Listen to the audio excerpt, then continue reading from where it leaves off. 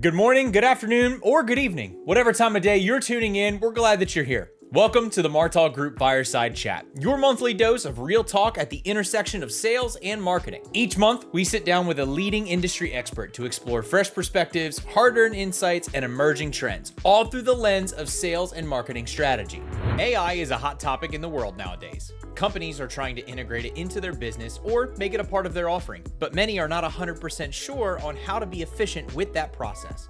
Enter today's guest, Wayne, an expert in augmenting the human workforce and enabling the future of work through AI and automation. What does that mean? Have a listen. Will we get to the point where it goes too far and it starts replacing jobs? Or will we get too far and get too good to where, it can create full movies and that kind of disrupts an entire industry? What does that look like from your perspective? AI is a interesting group of technologies where you can do some wonderful things with it. Sure. Why then are we only ever really using it to be more efficient, to increase profits, cut costs? Why aren't we, instead of always aiming for more profit, why aren't we thinking about, we're all people, why the hell are we working 5 days a week, 9 to 5 or 8 to 7? Yeah. Like, instead of cutting jobs, let's make our weekends longer. Let's actually give back to the people. I just think, that's the thing that I think. Do I think the world's going to end as a result of AI? No, but I think there could be societal unrest in the masses as a result of this over the next 10 to 20 years, unless we start to stop focusing on bloody cutting costs and cutting jobs and start to think about happiness. Can you make person A's life easier or their job easier to where maybe they're more efficient at the things they specifically need to do, but they're still getting a larger amount of things done through utilizing AI for automation and so on and so forth? So I think that changes the frame of the question a little bit. It does, but the reality is, that's the nirvana for me. Is it's not, the return on investment should literally be about making people happier. Now, this was a great conversation that even gave me a few aha moments with Wayne. So without further ado, sit back, relax, and let's dive right into it. Hey everyone, welcome back to the Martal Group Fireside Chats. I am so glad that you are back with us once again to talk with an exciting guest. We always have exciting guests here. That's just how we roll. Today, we're gonna dive into the world of AI, everything related to it. Seems to be kind of a hot topic with anything that you look at, right? I think there's a lot of, you hear AI in almost every single conversation that you have with somebody, no matter what industry they're in or what they do, or even just a normal everyday person. It's like, hey, I figured out how to use AI recently. But without further ado, we'll jump into all of that and more in just a second. But I'd like to introduce Wayne Butterfield. Now, Wayne is the Global Head of Intelligent Automation Solutions at ISG. Now, that's a very long title. Wayne told me that he has many titles that he goes by, and I'm sure that we'll figure out and unpack what all of that means and all of the multiple titles that you wear. But first, Wayne, welcome to the podcast. Good to have you here.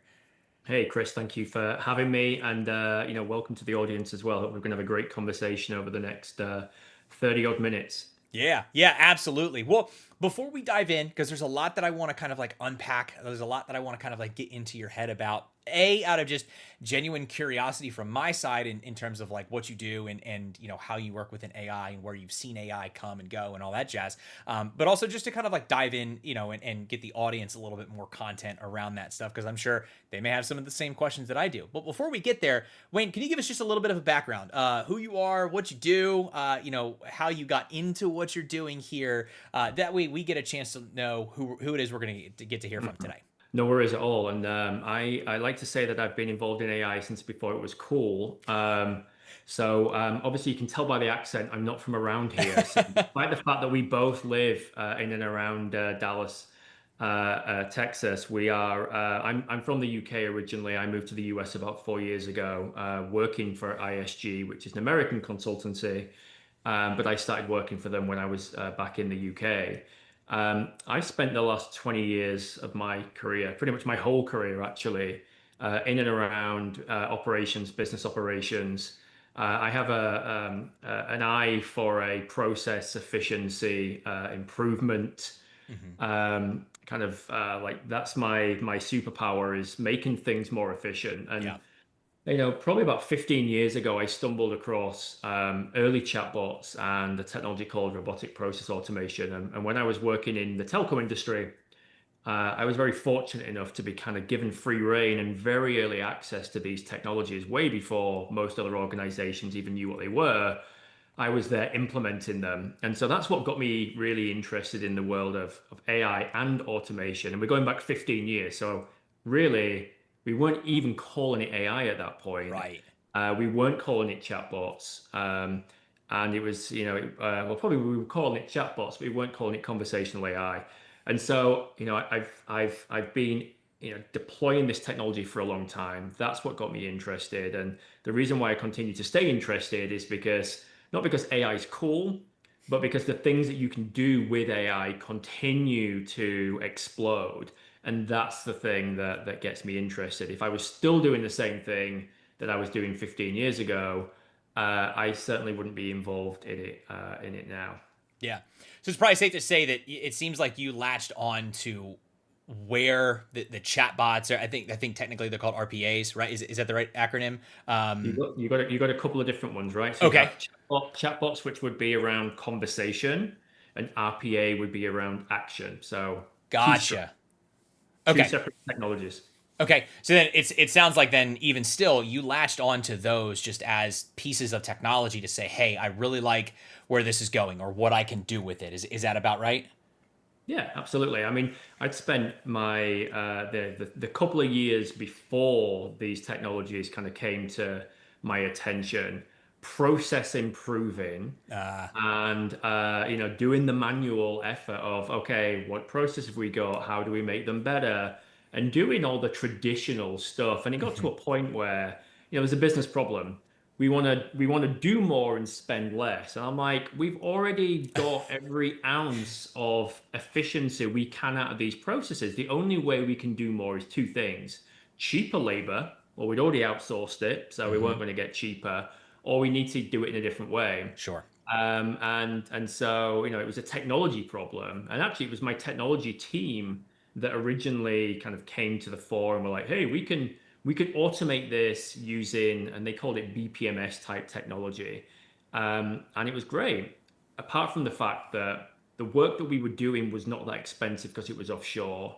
And they were asking for £1 million, $1.3 million to automate, 10 processes that would have taken about 4 years to pay back. And, most times a 4 year payback on any IT investment, especially when it's around process and operations, just doesn't wash its face. It's especially today, but even more so then. Big investment, and it just so happened that around about that time there was this company called Blue Prism that I was introduced to that were doing automation, but in a very different way. Now we call it screen scrape, and now in the world of AI, you probably like, hey, we don't even need that type of technology. 15 years ago, it was groundbreaking.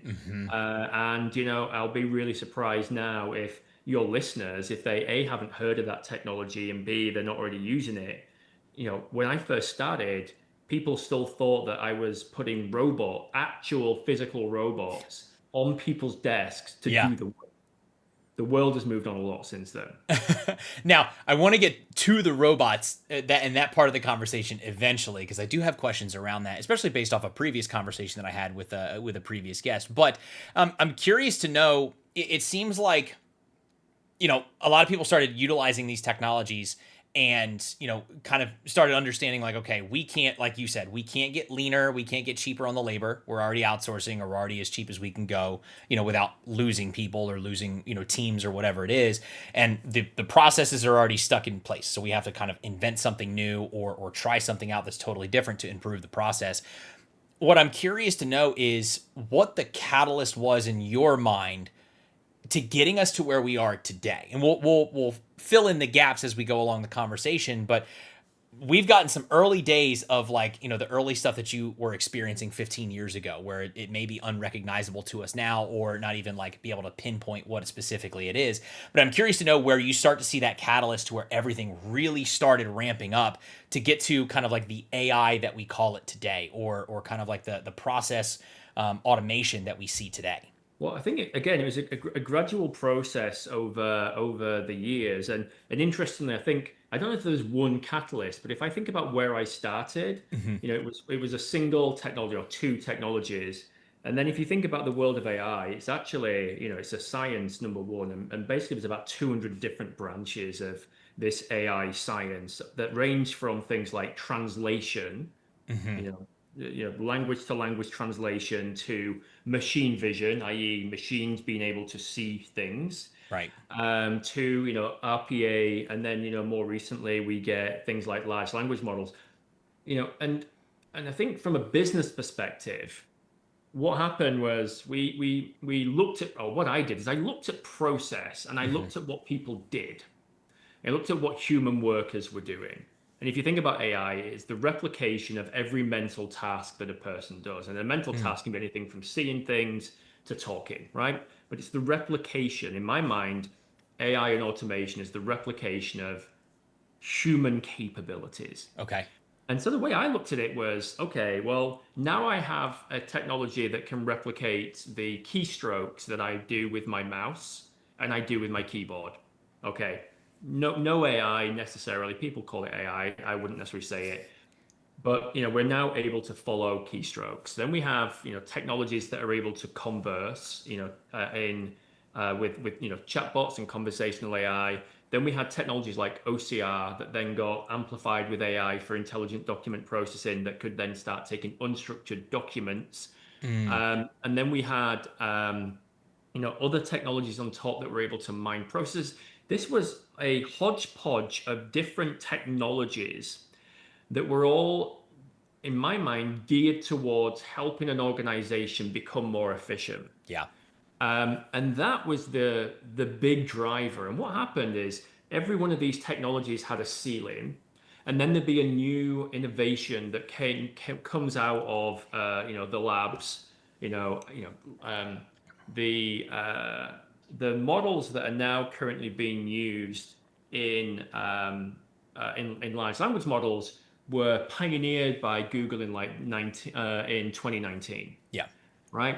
So a lot of the stuff was happening in the research. Then clever people came out of the universities and they started building products. Those products were solving business problems.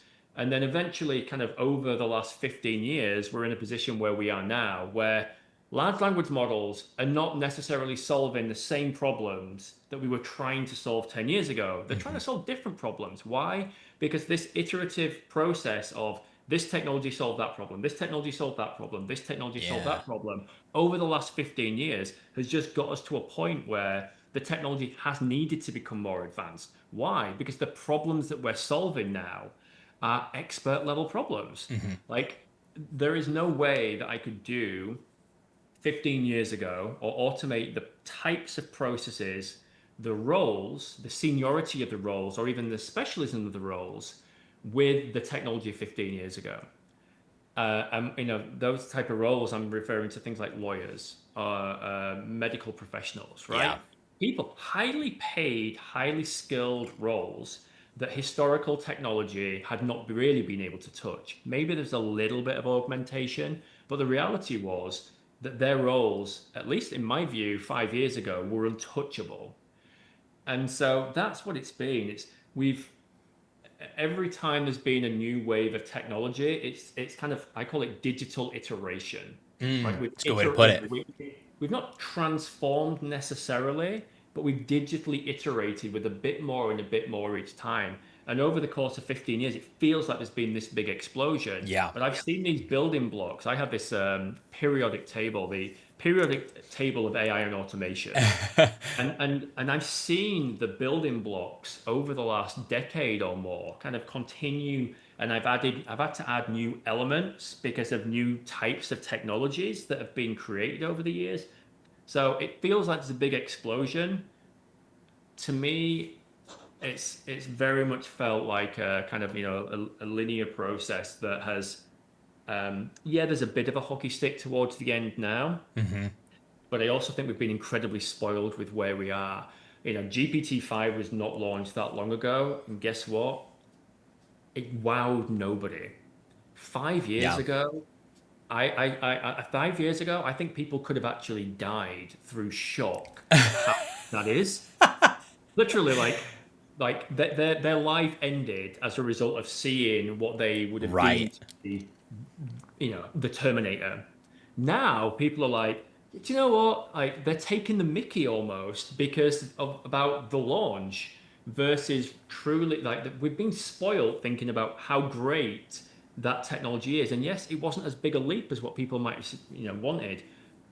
But go back 5 years, and honestly, I swear to God, people would have died at shock at seeing, these technologies and how good they actually are in comparison to what we're used to. So we're living in a very spoiled world now where we take for granted the fact that new innovations are happening almost on a daily basis. Right, right. A few years ago would have seriously wowed the world. Now we just feel like, hey, we've got a new model that can create videos, lifelike videos with this prompt that's going to decimate the movie industry.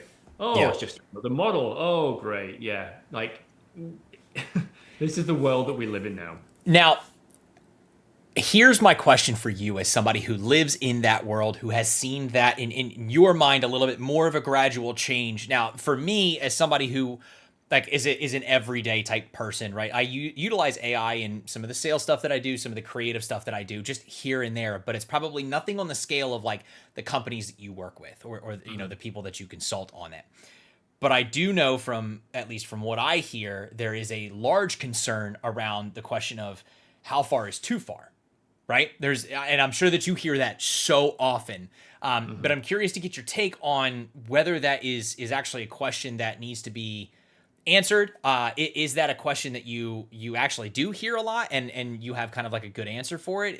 Is there a point where AI will go too far to, replace those lawyers or probably not so much medical professionals because things tangibly need to happen, but will we get to the point where it goes too far and it starts replacing jobs, or will we get too far and get too good to where, it can create full movies and that kind of disrupts an entire industry? What does that look like from your perspective? It's actually one of the biggest, I'm not going to say concerns I have, but it's it's the thing that I think about a lot. And I'll tell you why I think about this a lot. AI is a interesting group of technologies where you can do some wonderful things with it. Sure. Why then are we only ever really using it to be more efficient, to increase profits, cut costs? Why are we using that technology to hit, let's call it the humans, right? Not necessarily, the people who are benefiting generally from the deployment of these technologies in the main are, the corporate entity, the shareholder, right? Because that's just the world that we live in, right? Where we work for companies, we buy from companies, and it actually frustrates me a lot that, and we'll never get to this position, but why aren't we, instead of always aiming for more profit, why aren't we thinking about, we're all people, why the hell are we working 5 days a week, 9 to 5, or I love 8 to 7? Yeah. Like, instead of cutting jobs, let's make our weekends longer. Let's actually give back to the people, because we're the people who are doing the job, creating the technology, spending the profits, buying the product. The world, I saw this the other day, the world is $375 trillion in debt. The world. In debt to who? Yeah. It's a good question. To who? Like, we've created this monster where it's all about money and profits and shareholders and all of this stuff. The reality is, why don't we just make everyone's lives better? What are we chasing? So the question was a good one. Like, what's too far? Well, I think the fact we've already gone too far in that we're not from the world is going to end, but from a societal perspective. Yeah. we've missed the boat. I don't know how we ever get back to it because, yeah, maybe there can be stipulations by government, but corporate entities are corporate entities. They're private organizations for a reason. And I just think, that's the thing that I think. Do I think the world's going to end as a result of AI? No, but I think there could be societal unrest in the masses as a result of this over the next 10 to 20 years, unless we start to stop focusing on bloody cutting costs and cutting jobs and start to think about happiness. Well, I think that's a really good aha moment for me, the way that you just answered that, because it does reframe the question for me a little bit. Instead of like asking, hey, how far is too far, which I think is still like a valid question in some respects. It's, how did we get this far, and how can we kind of change the trajectory of how we're using it, right? And I think that's probably where, you come into play in terms of trying to figure out, okay, how do we optimize for efficiency utilizing this technology stack, if you will, right? How do we, like you said, go to a 4-day work week? What can we do to, instead of even just making it a 9 to 5, how do we make it like a 9 to 3 by creating these organizational efficiencies through the tech stack to help automate certain things? And that's to the point where you're probably not cutting jobs because you still need people to operate certain things, but can you make person A's life easier or their job easier to where maybe they're more efficient at the things they specifically need to do, but they're still getting a larger amount of things done through utilizing AI for automation and so on and so forth. So I think that changes the frame of the question a little bit. It does, but the reality is like that's the nirvana for me. Is like it's not, the return on investment should literally be about making people happier, not about how much time can we save to cut jobs. Like, and I just I had an aha moment of myself on another podcast at some point. And the aha moment was I've literally spent my entire career making things more efficiently so people can be more profitable. Not people, sorry, organizations can be more profitable. What a rubbish thing to like look back on your deathbed. What did you do, Wayne? How do you really feel like you did? You did all that you could. I'm like, yeah, I probably made loads of people really unhappy, and I made a few people very happy. And that's probably not a great thing to look back on your life. So, and that I think that was the one thing that kind of got me. Like, we can be more efficient, but how we realize that efficiency, could be for the good of people, or could be for the good of the corporate enterprise. And again, I'm allowed to sit on my soapbox in platforms like this. But you put me in front of the CFO of a multinational organization, and I start saying that, and I won't get hired. Yeah, because again, I'm allowed the opinion, and I'm allowed to filter that through to say, hey, why aren't we doing this? Because I think if enough people aren't talking about it, it just gets brushed under the carpet. And I don't think things like, Musk and others will spoke about universal basic income. Hey, just give everybody a bit of money. I don't. It doesn't work, right? Most people work, and it provides them a purpose. That purpose, more often than not, can lead to them having a more fulfilled life. Not everybody loves the jobs, but lots of people do, right? And you only have to look at, there's a subset of people that post-retirement, i.e., when they no longer have that job and that purpose, their lives actually get worse. Because they have no reason to get up out of bed in the morning. They lose something that a job, a role gives them. So again, universal basic income, I think there's two problems with it. Number one, it still doesn't give you a purpose, it gives you money. Number two, every organization knows that you have that money and will jack up the price. So there is no value in that type of approach for me or from me. So I think we have to think about it in a different way. But whether or not any of that comes to fruition or not, I think we at least need to air it. And why would you say no to trying to make everybody work less and live more enjoyable lives? We spoke about what we're doing this weekend. Hope it's not work. It's having fun with our friends, making memories. Why don't we all want to do that? Surely. Yeah. Yeah, absolutely. Well, I mean, shoot, I'll raise a glass to carrying that conversation forward and spreading it far and wide, right? Just to make sure that at the end of the day, with what we're doing with AI, it eventually leads to people having happier lives and living their lives and making memories and all that other sort of stuff. And I think that again, that goes back to like my aha moment where it's like, yeah, that 100% makes sense that we would want to utilize it, as nice as money is and as good as profits are, like people's happiness outweighs that in a way. And so if we can strive towards that, I think that's where eventually the conversation needs to go. Out of curiosity, and this doesn't have to be a direct tie to that same question, but you've got so many companies that are out there that either are hopping on the train with AI, whether it's for efficiencies or for automation or whatever it is that they're getting. Do you have any sort of like commonalities, common problems, or common things that you're seeing within companies that you talk to, where you're like, hey, this is an underlying universal problem that companies are having, and here's where they're using AI to solve that? Like, I'm sure it's very situational depending on the type of company or what they do and so on and so forth. But any sort of like universal topics that are within there, at least like on how they should be utilizing AI? Yeah, and I think some of it is that there's some generic stuff, but it Sure. comes from a departmental perspective. Okay. So, contact center, for example, doesn't matter whether you're a consumer product goods organization or a wealth management firm, right?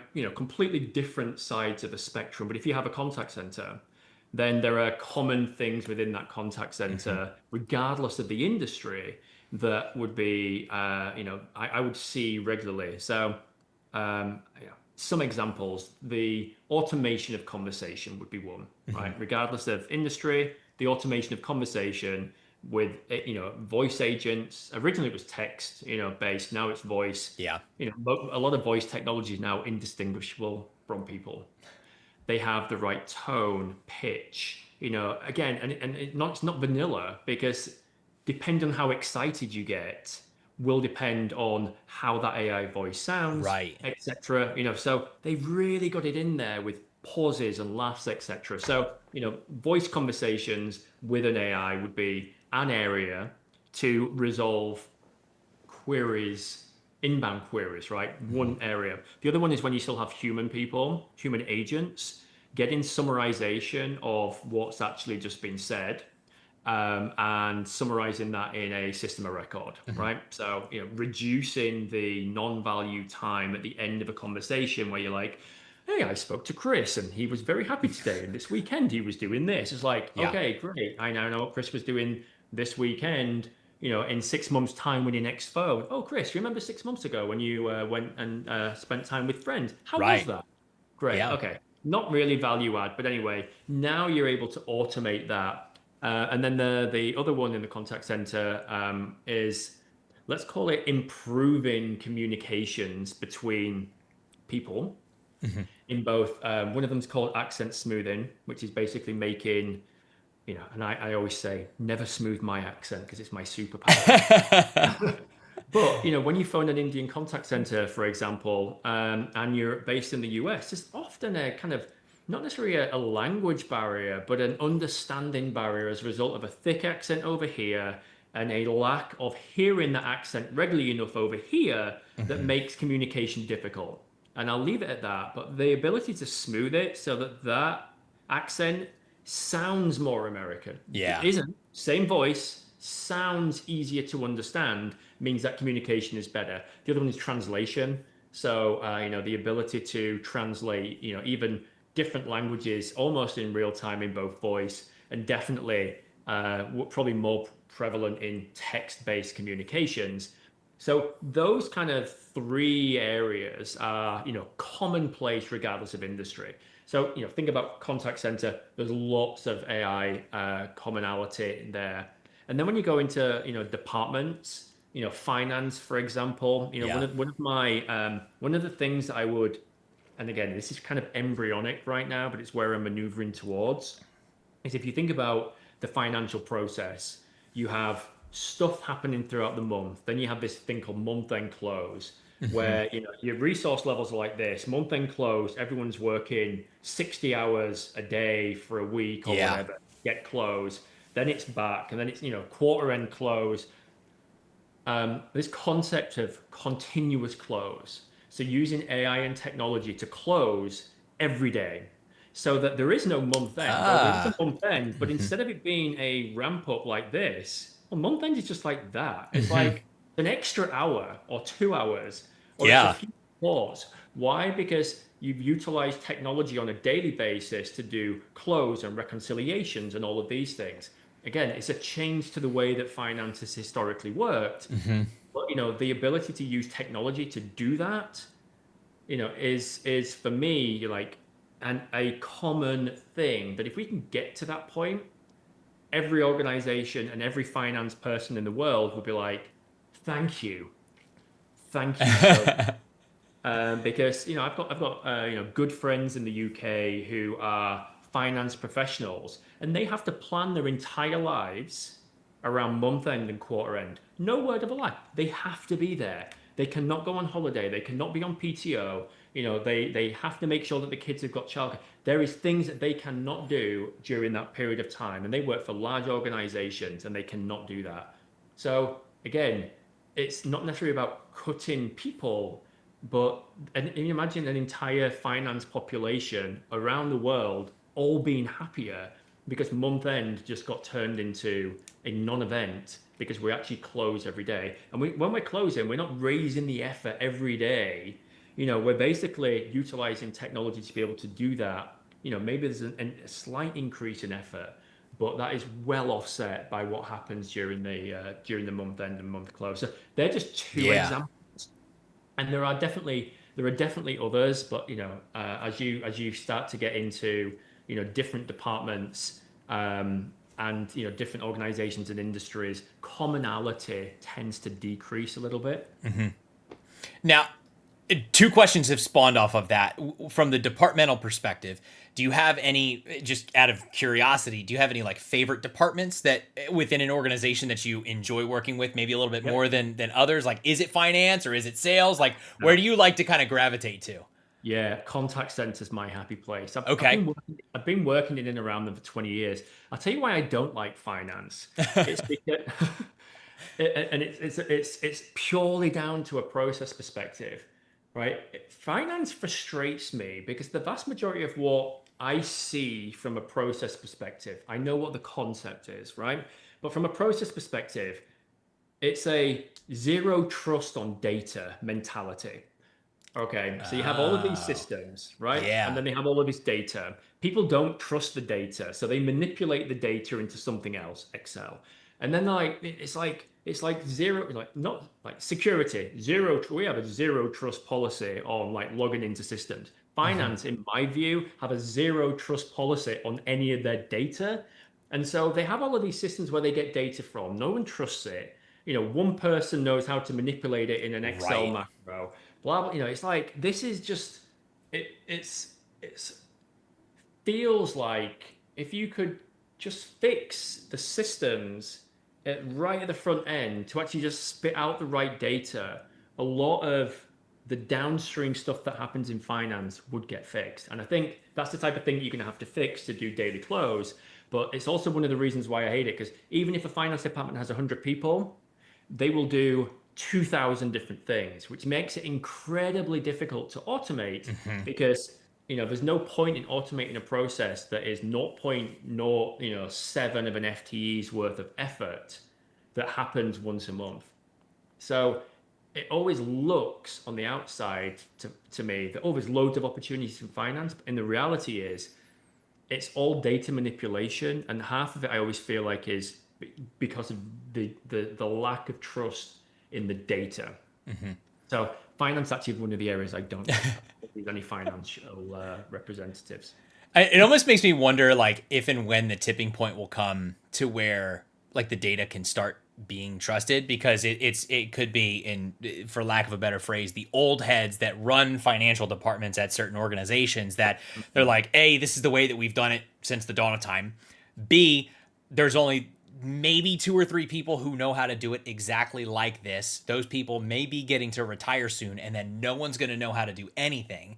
So it's like, it almost makes me, just as a random curiosity's sake, like, when is that tipping point going to come where you can start trusting the data? More people know how to do what they need to do, but they also kind of start adopting these type of tech stacks to their environment to then get to a daily close, right? And not have to worry about one person reconciling everything, and then the last 5 days saying, oh shoot, we got to make up all this ground, or we have to do all of this. Everyone gets overtime, so it's just, I can totally understand that perspective too, where it's just like, yeah, these people are just too busy manipulating everything, or there's only 3 people that know how to do it, and they still don't trust what they're doing, and so on and so forth. So I'm sure that's very frustrating. There are entire industries and job types. The insurance industry, for example, and I can't remember the exact. There's a particular department in insurance, which for some reason the name escapes me, even though I remembered it about 30 seconds ago, and something like 60% of the workforce who work in that insurance department are going to be retiring in the next 5 years. There are issues and challenges, in other places as well, but there is definitely a challenge in certain industries and certain department types that that aging workforce is and will be a problem. Going back to your finance question, though. I think I think we just need to fix the source, right? And the reason why a lot of finance isn't automated even now is because of that source data problem. But we also didn't necessarily have what we call now agentic AI. And I think what's going to happen is agentic AI is going to be the capability that sits on top of our data that allows daily close, like in simplistic terms. But we're never going to be able to put agentic AI on top of our data until we trust our data. And the only way we're going to be able to trust our data is kind of going back to basics and really ripping out systems, old archaic systems that we have zero trust in. So it is going to be, I don't think it's necessarily a resource shift that we need. I think it's a technology shift. And the issue I think a lot of organizations will have is the investment needed to go all the way back to how we do finance probably is one of those kind of sunken costs that maybe there's an original business case, a little bit like when you go to SAP or you go to a big CRM, right? There's a business case for it. The reality is, I don't know whether any of those, and I've worked in organizations where they've been like, yeah, there was a business case. I think somebody had it once, but it was so long ago. It's a little bit like, when we had a business case for bringing in Microsoft Excel. Like, I'm sure at some point organizations created business cases for bringing in tools like that. Now you just kind of be like, hey, I got no idea. Like, there's no way of quantifying that. The whole finance thing, I think it's going to be very expensive. Number one. Yeah. And who the hell pays for it? And when you've got all of these other kind of AI initiatives in other areas, like, hey, let's not concentrate on how we fix finance. Let's go after lead generation, sales, revenue growth. It's like you have all of these kind of cool things that you can do with AI. And then you've got this like really archaic sounding thing. Let's fix our finance data. It's like, no, let's not do that. It's not cool. The chef won't like the fact that we're like, hey, a big initiative for this year is going to be to fix finance data. Your share price is going to go poof. Yep. So it's one of those things. And with insurance too, I'm wondering if you're thinking about the actuarial departments. Yes. It's you said insurance, and I have a background in insurance. I used to work in that industry, and you're right. There are about a handful of people across the world, or more or less across the United States, that know how to like actually do what an actuary does, and the training that an actuary has to do. I could nerd out about some of that stuff, but anyways, you're exactly right. Like, what happens when all of those people retire, or who's training new ones, or how does that all work, and so on and so forth. So anyways, not to get totally off the rails or anything like that, but going back to the points that you made around common and more like, I guess, generic, I think is the term that you use, like trends and things like that you see.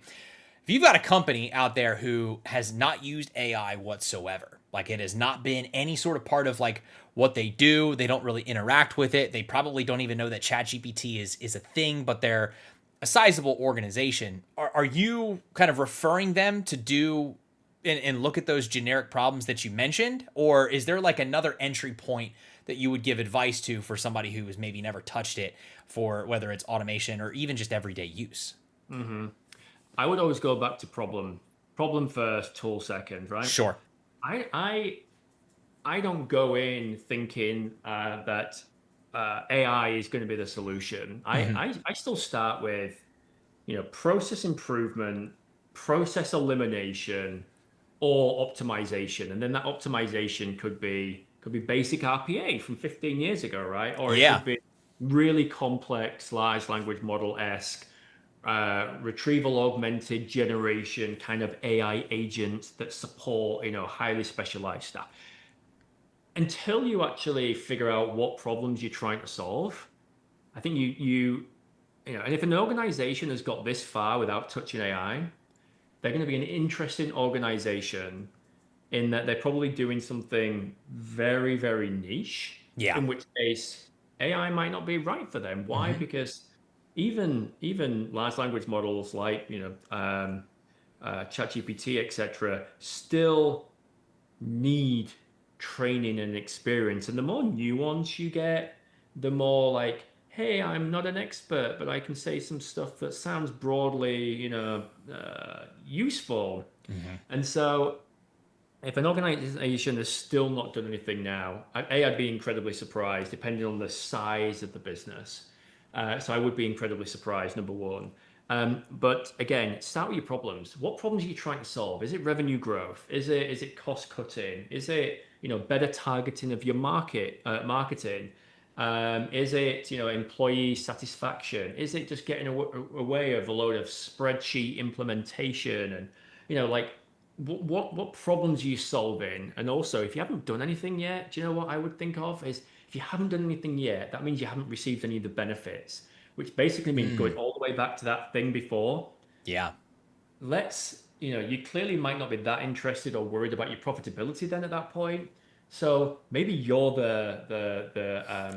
the organization that initiates firstly that 8 till 3 or 8 till 2, 5 days a week Yep. working practice because you're not, you haven't been clamoring for high levels of profitability thus far. So Yeah. maybe you are the panacea that the world will revolve around. The catalyst that brings them about the change, right? Exactly, exactly. So if that organization exists, I want to work with you, not because I want to help you cut heads, but I want to make you have the highest levels of employee satisfaction in the world.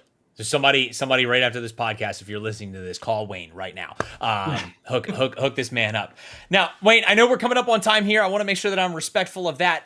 But I do have one final question for you, and I'm just kind of curious as somebody where we've talked about the growth of everything that you've seen over the past 15 years, where you see challenges and things that you want to see out of the utilization of this technology. I'm curious from your position, what's you're most excited about maybe over the next like 3 to 5 years or so in terms of like where you see the technology going. I know it's not always the most predictable thing to understand, but I think you mentioned it where it's like iterations. Everything is learning upon itself and we're stacking things together to make this whole environment, this whole ecosystem, if you want to call it that. But do you have anything in particular that you're excited about as we kind of move towards the future here? I'll tell you what I do, but I'm gonna go through. I'm gonna talk about what I am looking forward to on the personal life, Okay. Yeah. not necessarily in the business side, right? I love So, that. we speak about all of these operational. Great. How do I help myself more, like Hmm. personally, when I'm not in work? And so this kind of concept of AI agents and agentic AI and swarms of agents doing stuff for you is kind of intriguing to me. So, for example, I received an email yesterday about renewing my home insurance back in the UK. Yeah. I can't remember what you guys even call it. You call it something different, but what I envisage here is okay. Why the hell am I having to go to a website or speak to an organization about something. It's like, hey, and I'm going to call my AI agent Dave. Hey, Dave, can you sort this for me? I don't want that policy anymore. I don't need it. Can you get it canceled? Yeah. Boom. Okay. Click. Dave, my AI does that for me, right? That's what I, and if you then kind of think about, shopping, hey, Dave, can you find me the best price of 12 packs, 12 cans of Coke Zero and buy them, please? And by the way, I need it for this date. Yeah. Okay, so personal assistant, personal Yeah. shopper, like that's the thing that I think over the next 3 to 5 years, we're going to start to see more of this kind of shift where AI is more utilized in our personal lives and we're less worried so much or less kind of focused on all the stuff it can do for business to make shareholders happier. How's it going to help me on my day to day? That's the type of thing. And I'll tell you what, it's already helping, right? So I swapped the lock. I have an electronic keypad lock that was playing up. I swapped it yesterday. Do you know what I did? I didn't go to Google to ask, how, for the instructions. I had no idea what brand it was. I took a photo of it, went to ChatGPT. Hey, I'm trying to do this. Can you help? And it's like, yes, absolutely. Yeah. Now suddenly I have all of these instructions because I have no idea where the instruction manual is. Right. And so it's helping me in my personal life. Being a true assistant, very similar to a Jarvis in Iron Man, right? That's the thing. Everybody having a Jarvis is what gets me most excited over the next 3 to 5 years. It's very funny that you mentioned that because in the last story I'll tell is I had a close friend of mine who is a content creator make a similar kind of like discovery and point about that, where it was like, I'm not going to go to Google to research this question because Google is going to pop up with a bunch of different links, a bunch of ads, links that go to review sites. I think he was like trying to figure out the best differences or like which phone would be better for him between like a Samsung and an Apple, like an iPhone. And so instead of typing it into Google and getting all these suggestions on people's opinions, he put it in ChatGPT. And ChatGPT gave you all the differences between the both phones, like what each phone is known for, what it's specific for, what it does, so on and so forth. And I hadn't even really considered that before because I'm just so used to going to Google, like especially probably people from at least my generation are like, yeah, I'm just going to go Google that. And it's like, no, I think we're going to start seeing more people utilizing ChatGPT and then by extension start figuring out, like you said, the automation process, where we go from here, how it just makes your overall life easier. So maybe it's like less you have to think about or like steps you have to do to, like you said, cancel a homeowner's insurance policy or cancel a subscription, right? You're like, I don't feel like paying for Disney Plus anymore. Hey, can you just do this? Done. And that's all she wrote. Exactly. And I think that for me is the kind of update over the next 3 to 5 years as we maneuver away from Googling stuff to, GPT in it, and the type of answer that we're going to start to expect, and also how we're going to interact with these technologies. Because you go to Google's like, you might say best steak restaurant in Dallas. Yeah. Right. And as you say, loads of ads and all of this stuff doesn't actually tell you what the best steak restaurant in Dallas is. You ask the same question of an LLM, it will give you like user rankings and all of these things, and maybe it takes reviews and says, hey, based on Yelp reviews, this would be the number one, ranked restaurant. It gives you just kind of something more. It answers a better question. Yeah. But there are still certain things, if I was to say, hey, what's the telephone number for X? That's still better to be Googled right now because there's still certain things that I now kind of can differentiate between when I'm going to LLM it and when I'm going to Google it. Yeah. I think that's a skill that, most people will get to, but there'll also be a point where, in theory, the large language models will be okay at doing that. Like sometimes you don't need to write War and Peace when someone's asking for a telephone number. Yeah. Yeah. Exactly. Well, Wayne, I think that's a perfect place to kind of cap this off here. And honestly, I think maybe in the future, you and I can do a little reunion tour of this because I'm sure that even over the next 6 to 8 months to 12 months, We're going to see a lot of changes, some updates and things like that to maybe what you're doing. Honestly, if you figure out that whole Coke Zero thing, let me know because I'm a big fan of Coke Zero. But I digress. I think it's a good place to stop here. You even got one in front of you. You already know. But thank you so much, Wayne, for joining me today. I really enjoyed this conversation. A couple aha moments for me that kind of fired off. And, you know, again, I'll cheers to you know, improving everyone's happiness, everyone's work day, and making things a little bit easier along the way, right?